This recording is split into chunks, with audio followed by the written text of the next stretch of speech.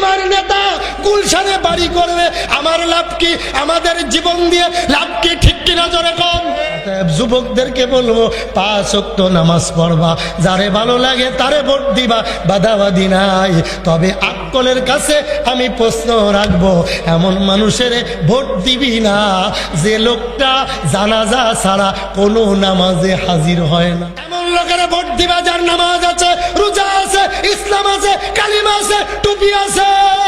যারে ভোট দিলে কি আমাদের দিন আপনি বাঁচতে পারেন। নামাজ পড়ি, রোজা রাখি, আমার যদি পছন্দ না করে আপনি গাজা কোম্পানির হেডমাস্টার, আপনিও আর এক গাজা করে দেন, কি আমাদের মাঠে আল্লাহ আপনারা সুমা দিব? অবশ্যই পাকড়াও করব।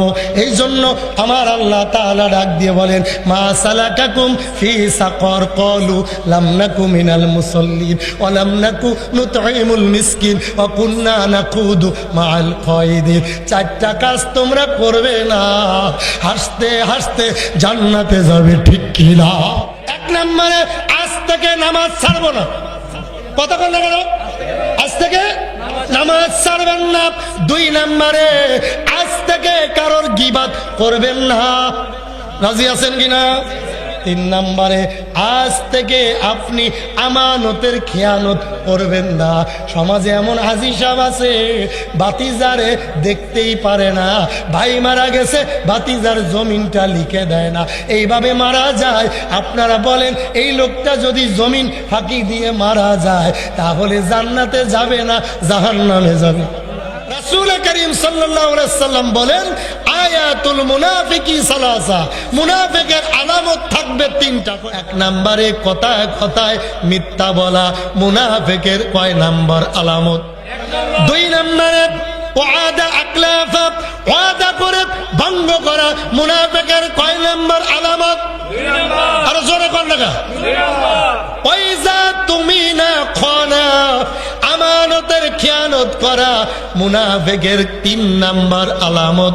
জোরে বলেন কয় নাম্বার? 3 নাম্বার। আমাদের এই দাউদকান্দি থানা কুমিল্লাতে এমনও হাজি সাহেব আছে, মেয়ের সম্পদ ছেলের নামে লিখে দিয়েছে। এমন হাজি সাহেব 2-1 জন আছে না নাই? কথা বলে কেন? বড় ছেলের জমি ছোট ছেলের নামে লিখে দিয়েছে, আমানতের খেয়ানত করেছে, এমন লোক আছে না নাই? আরো জোরে কান। নবীজি আবার 4 নম্বরে বলেন, ওয়াইজা কানা উমুরুকুম শিরারাকুম আগনিয়াকুম বুখালাউকুম উমুরুকুম ইলা নিসাইকুম। ভালো করে বুঝবা, তোমাদের মাঝে 4 শ্রেণীর লোক বসবাস করবে। যখন তোমরা দেখবা 4 শ্রেণীর লোক সমাজে মাতবাড়ি করতেছে, মনে করবা কিয়ামত বেশি দিন। কথা কয় না? 1 নম্বরে তোমরা যখন দেখবে মূর্খ লোক সমাজের নেতৃত্ব দেবে, কথা কয় না রে? তোমরা যখন দেখবে, কয় নাম্বার? 1 নম্বরে মনে করেন মুনাফিকের আলামত 3টা, আর একটা ধরেন 4 নাম্বার। কয় নাম্বার? 4 নম্বরে এমন একটা জামানা আসবে তোমাদের মাঝে উম্মত মূর্খ লোক মুরগি চুরি করেছে, জিনাখোর অশিক্ষিত মূর্খ সমাজের নেতৃত্ব দেবে। তখন মনে করবা কোনো দোয়া কোনো ওয়াজ মাহফিলে কাজ হবে না।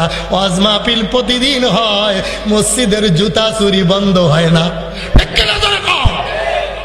কথা বল না কেন? নবীজি আমার বলে 5 নম্বরে, কয় নম্বর মুখস্থ করতেছেন?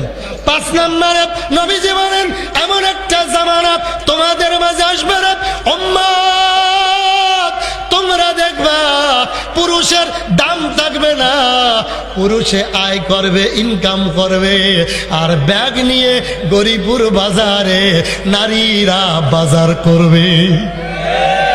পুরুষেরা বিদেশ করবে, বড় ভাইয়ের নামে অ্যাকাউন্ট থাকবে না, বাবার নামে অ্যাকাউন্ট থাকবে না, অ্যাকাউন্ট করবে লাইলি বেগমের নামে। 10 বছর বিদেশ করে বাড়িতে এসে দেখে ঘরে লাইলিও নাই, ব্যাংকের টাকাও নাই। ঠিক কিনা জোরে কও? বন্ধু, নবীজি আমার বলেন, এমন একটা জামানা আসবে পুরুষের মূল্য কমে যাবে। দুধ বাজারে মহিলা, কাপড় বাজারে মহিলা, মাছ বাজারে মহিলা, ডাইনে মহিলা, বামে মহিলা, পিছনে মহিলা। ও মা, উপরে চাই দেই ছাদে আরো 3টা। কথা কয় না রে? ঠিক কিনা জোরে কও মুসলমান? সবাই ওয়াজ করে দাওয়াত পাইতে, আমি ওয়াজ করি যেন আমারে দাওয়াত না দেয়, কারণ আমার দাওয়াতের অভাব নাই। দাওয়াতের মালিক একমাত্র কে? হক কথা বলবো। আসাকিতুন আসাকিতু আনিল হাক্কি আশ-শাইতানু মিনাল আকরাস। যে হুজুরে হক কথা জানিও মাইরের ডরে, জেলের ডরে, নেতৃত্বের ডরে ইমামতি চলে যাবে, মানুষের দাওয়াত দেবে না, এইগুলো ভয় করে হক কথা গোপন করবে। নবীজি বলেন কিয়ামতের মাঠে বুবা শয়তান হিসেবে উঠবে, আর আগুনের কেসি দিয়ে জিহ্বা আমার আল্লাহ কেটে দেবে, ঠিক কিনা?